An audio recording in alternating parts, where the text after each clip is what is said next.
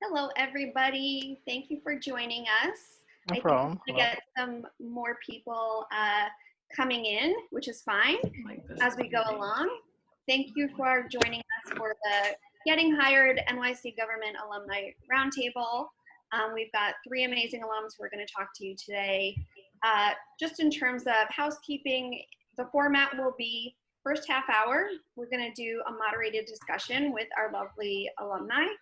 And then for the second half hour, we're going to use breakout rooms so that everyone is going to have an opportunity to chat with each speaker in a smaller group setting. Suzanne is going to be the mastermind behind all of that. Basically, you'll be staying in one room and the speakers are going to change rooms. So it's going to be very easy for everybody to navigate. So in the interest of time, let's get started because we want to hear from our alumni. I'm going to ask you all to introduce yourself. Tell us a little bit about your role and your agency. So let's start with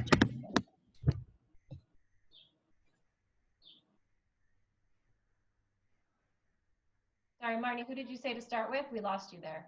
Oh, Jason, you want to kick us off? Yeah, absolutely, Marnie. Thank you for having me.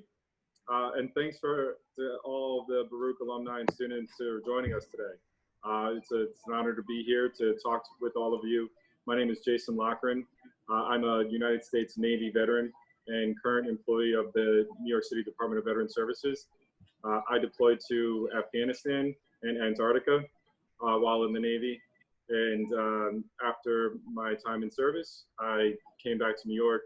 I attended Borough, and I've worked for places like the Department of Homeland Security, the Department of State, New York State Assembly, and like I said earlier, currently the New York City Department of Veteran Services. Marnie, should I get into details, or do you want me to pass it on to somebody else? We can go. We'll get into more details okay. in a bit. Yeah. Amoy, do you want to go? Hey everyone, my name is Amoy Barnes, graduate of Borough MPA 2016. I currently work for the New York City Department of Education as the Staten Island Director of the Transition College Access Center. I'm a very proud career civil servant. I've worked and served for Mayor Bill de Blasio as his Staten Island Community Affairs representative. I'm also a former Peace Corps volunteer where I served in Morocco for 2 years as a youth development volunteer. And I've also worked for a New York State Senator for a number of years as her Director of Constituent Services. So I'm all about the civil service life. Excellent. Oh, and I'm also a candidate for New York City Council. I'm running for New York City Council in the 49th City Council District. Woo! I'm also running for office. Amazing, amazing. Awesome. Thank you for that. Conrad, go ahead. Hey everyone, and thank you to Marnie and Suzanne for putting this together, and to my fellow Borough alumni for participating with this on this with me. Born, raised, first generation New Yorker, and I've just started a new role at the Taxi and Limousine Commission, where we oversee driver education for all taxi cab drivers and for hire vehicle owners. But also right now, our main priority is the emergency food delivery program that is done throughout the city. That's our main priority right now, where city cab drivers are delivering 1 million meals a day out of 10 food sites throughout the city. So that's our main priority. And if anyone needs food, they can sign up. Just call 311. Awesome. Thank you, Conrad. So let's dig in a little more. And I think in this next question, you can give a little more detail about your day-to-day. But we are curious for everybody on our panel, how did you land your job? What was the path you took to get there? And tell us a little bit about your day-to-day. We can start with Jason again. Yeah, absolutely. So how I got to New York City government is a little bit non-traditional, but it's definitely worth the discussion here, and that's why I was really excited to talk to all of you today about it. after the Trump administration took office, the State Department was a little bit different than it was before, and there was a lot of federal hiring freezes. So I was inspired to want to take more action at a local level. And I want to take a moment here to tell everybody today that, and as Amoy is actually truly representing, in that local government and local politics is very much local. So for all of you that are interested in local government and getting into positions that we're in, it starts at really being involved in your community. And so I directed my attention to getting more involved in the veteran community in New York City, and in a very serendipitous fashion, as I was getting involved in a new group called the New York City Veterans Alliance, which was a nonprofit that was lobbying for veteran issues. The New York City Department of Veteran Services was being created at the same time that I was getting more involved in my community. So by which being involved in the veteran community, a local space, I got to know all the people that played a role in creating the Department of Veteran Services as the first, as the most recent brand new department in New York City government in 50 years. And just through word of mouth, people told me about what positions that they were hiring for. And I applied, and this was for a contract position. So it wasn't through a civil service exam or anything. I applied for this contract position. And to be honest, the salary was lower than what I was making at the time at the State Department. And I couldn't make that pay cut. And even though I had a great interview, kind of the same thing, I later went home that night and I saw that they were hiring for another job. And through my thank you letter, I wrote to them and said, thank you for, traditionally, how you write any thank you letter, but also asked them about the other position that they were hiring for, and catapulted myself into a conversation or a dialogue about considering me for that other position. And then they called me they emailed me back and said I had to apply through New York City government jobs website. So encourage all of you to definitely keep looking at that. But it was really just through my continuous effort to advocate for myself and be involved in the community. And so that's why I say it's a little bit, maybe I shouldn't say it's non-traditional, but it wasn't exactly like I took an exam and I got a phone call and I started the position, or I applied for it after I took the position. I do encourage all of you to take exams and monitor the exam list, but my particular route was a little bit different. But I'm happy and proud of the outcome and the effort that I put in to get here. So that was my journey to my current role. And Marnie, do you want me to talk more about my current role, or do you want to pass it on to everybody else to talk about how they got their job?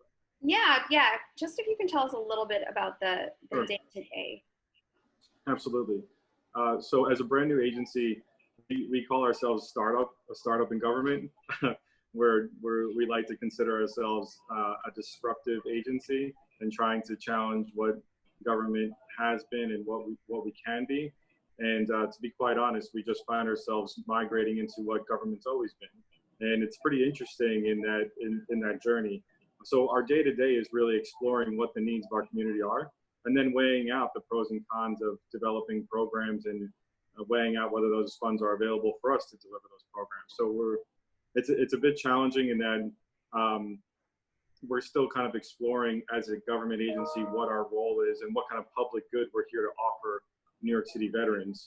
But we do have to abide by local laws that were established when we were created as a department. So my day-to-day as an executive director of special projects is to oversee several different initiatives that we have opted into, either partnering with other city agencies or creating on our own. Like recently, we just were approved to process veteran claims or disability claims. If any of you are unfamiliar with that, it's when a veteran comes out of service, and during that service, they're injured in some way, whether physically or mentally. And so now, as an agency, we just have been approved to help veterans with that particular application process to gain access to income support. So my day-to-day is just seeing these initiatives through, either developing more structure around them or crafting SOPs, standard operating procedures, so that way the next generation of DVS employees that come in know exactly what their roles and responsibilities are associated with what programs or initiatives that we serve our veteran community through. A lot of what I do is engage with the private sector as well. I'm sure my colleagues on the panel will talk about this, especially Conrad, actually both Amoy and Conrad, and that city government is local, and because we're local, we have the opportunity to engage with nonprofits and companies in New York City, and it's just incredible how many resources are out there, and why it's challenging for DVS is we're constantly asking ourselves, does a city agency have to do this when some nonprofits are doing it so incredibly well? And so another part of my job is to engage with something called public-private partnerships, which I'm sure you've all learned about at Borough if you're interested in public administration, and that is to kind of forge these relationships with these nonprofit and private sector entities to determine what kind of services they can offer the veteran community, and partner with DVS on to execute. So that's the bulk of what I do at DVS. Marnie, I'll pass it back on to you because I think we'll take questions later on. Yes. Thank you. Let's go to Amoy. So Amoy, same question. If you can tell us about your current job, how you got there, how did you secure your current role? So I'll talk a little bit about my journey and how I got there, and that'll kind of break into how I secure my current role. So like I said, I've been a career civil servant, but I've worked in many different sectors in government. I've worked for elected officials, and securing positions with elected officials is very different than securing sometimes a position in an agency, right?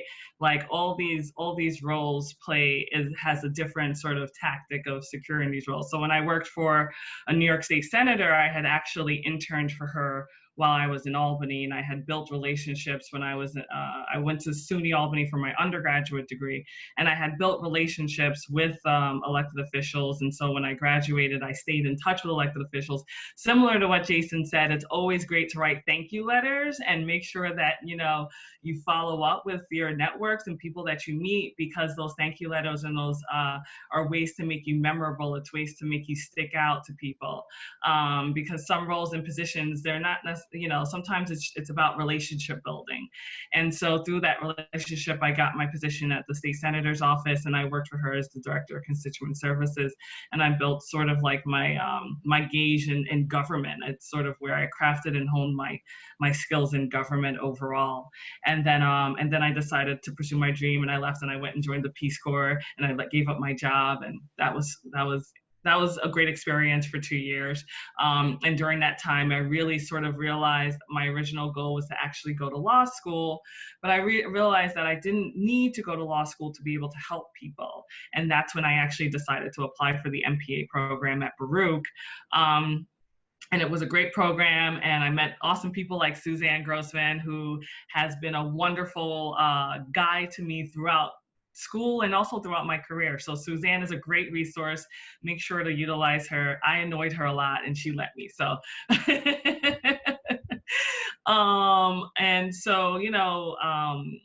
and when I came back from the Peace Corps, I went to grad school.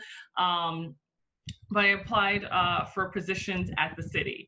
And when I came back, I applied for a bunch of positions at the city. And one of those positions was actually at the Parks Department. And I interviewed, and I went through that process. And I also wrote a thank you note to the interview folks, and I ended up getting that position at the Parks Department. And then fast forward, a position became open in the mayor's office as the Staten Island Borough representative. So in the mayor's office, he has a community affairs unit, and in that community affairs unit, they have somebody that is actually called the borough representative for every single borough. And that borough representatives, that their role is to actually be the eyes and ears of the administration, or on the ground boots type of person.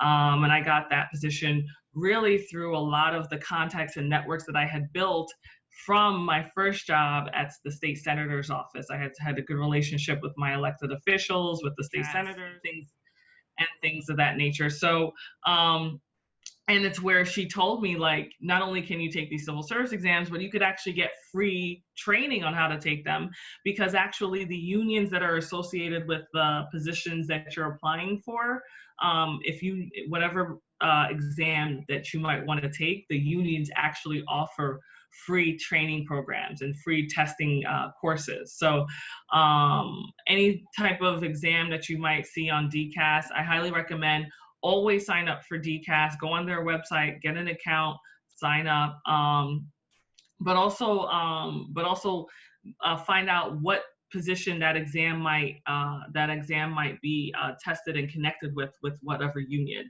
because that union usually has actually has a free training program usually. So I started taking civil service exams and getting on the list, because you take exams and then you get on the list. And while I was at the mayor's office, one of the exams I took was called an administrative community relations exam, and it's actually called an experience exam. An experience exam is different from a regular testing exam because it's actually just based all on your experience. You do not take a test. You literally going through there and you're sitting on the computer and you're checking off all your experience in all these different fields and areas of expertise. And based on everything that you check off, your educational background, all the work that you've done is what they give you a score on.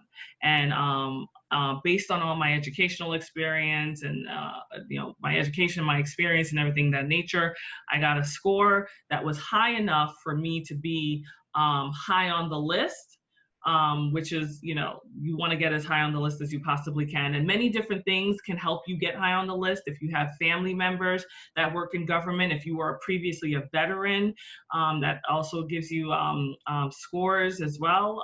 There are many different things. So always remember that there's all these little tricks and all these little nicks and knacks to help you get a help score higher on the list. And so I got a score high enough on the list that I was actually in some of like the first rounds of calls that when they started doing job hiring. Now, I want to make sure that you guys are clear that this process takes about 2 years. So when you're taking a civil service exam, I don't think like, oh, I'm going to take an exam and then I'm going to hear back in 6 weeks. No, you're going to take an exam and you're going to hear back in a year. And that's for you to get the actual list number that you're on. Once you get the list, once you get the number that you're on, then you might hear back in another year when they call you off the list. So understand that I always say that if you want to take a civil service exam, plan about 2 to 3 years ahead, because that's when they'll probably get back in touch with you. So that's why I say remember all these little tricks of the trade so that you can get as high on the list as possible. So once they started calling me in for positions, I started interviewing. And administrative community relations specialist is a very high exam in a sense. It's there's not too many. That's one of the highest civil service titles that you could hold. So there's administrative community relations specialist, administrative staff analyst. These are pretty much the top positions. So what happens is I'm on sort of like I'm on a managerial level. So when you're being called in, it's great. It's not as competitive per se. It's competitive still, but you're already sort of like at that administrative level. So when you're asking for pay and things of that nature, you're already going to that top level. I got a position with the DOE that was perfect for me because one, I come from a youth development background from my Peace Corps days. I love working with my community. I'm a Staten Islander through and through. I'm a proud Staten Islander. That's why I'm running for office here. It just worked out really great. So now at the Department of Education where I work, I serve as what's called the Director of Transition and College Access. So my role here on Staten Island for the Department of Education is to support all our students with disabilities who are transitioning from high school to college and career readiness. So my role is to work with students teachers and staff, and as well as the families and our community partners to help sure and to make sure that our students, some of our most vulnerable students in our community, are as successful as possible. That's what I always like to say. My job is to make the most vulnerable students in our community as successful as possible. And similar to what Jason had said earlier, the great thing about government, which is very unique, is that there's a lot of partnership. We're working with community-based organizations. We're working with businesses. We're working with private nonprofits, for-profits, everything. You know, one of the great things about getting an MPA, and I say this all the time, it is an extremely transferable degree because everybody needs government. I don't care who you are. Everybody's got to work with the government. So being able to understand how government works, how government operates, means that you're going to be able to have skills that's going to be able to be transferable no matter where you go, private, public, nonprofit. Amazing. Thank you, Amoy. So Conrad, we'd love to hear from you about how you landed your current role and what was the path that you took to get there. Yeah, and it's actually fresh in the back of my mind because I only started at the TLC March 23rd. So actually, today's a third month then. Today would actually make a third month. But I applied the traditional way for the educational analyst on the New York City jobs website. I would say towards the end of December, and I can even give a specific timeline. On January 2nd, I was called in to interview. I think the following week, on the week of the 5th, I interviewed with 2 individuals, and they asked for references a week later, and a writing sample, and I got the offer at the end of January, which is relatively quick. And it even shocked me because everyone hears a lot of things of how long hiring can take in government. Once I accepted the offer, I was brought in for paperwork on Valentine's Day, February 14th, and was cleared to start on March 23rd, even when a lot of city agencies started working from home. So I started in a really interesting time, and that actually also asked a lot of flexibility for me because the TLC is the public face of the emergency food delivery program. Normally in my day-to-day, I would be overseeing driver education, looking at some of the courses and auditing some of the education questions that are asked of our drivers if they want to be licensed as for hire vehicle driver. So all of our drivers have to take a education course, and that's what we monitor in terms of the questions that are being asked and how's the quality of the standards and if they're being met. But because of the current pandemic, we've been immediately asked to help support the food delivery operations, whether it's going to the food sites and making sure drivers are not just in line waiting, but also they're registered. So a lot of customer service and forward-facing of operations that I've been doing right now. And education is a little bit on the back end because all of our schools and our testing centers are closed. So a lot of that requires flexibility. So that's what that's what I've been doing in my day-to-day. Also, some research on implicit bias training.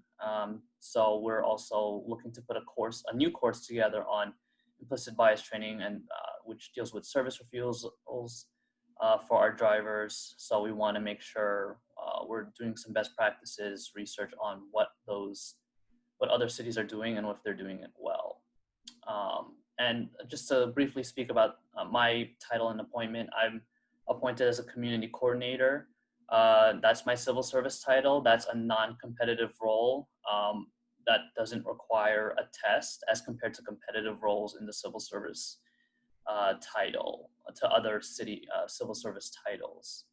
When I used to work at the Department of Small Business Services, they started asking everyone to take the business promotion coordinator because that's a competitive exam, but that in itself is also a skills and experience exam, which you just list all your experience, and then you would hear back from DCAS as well too. So depending on the agency, and also I would just say depending on your tolerance for risk, a lot of roles for the government are contracted.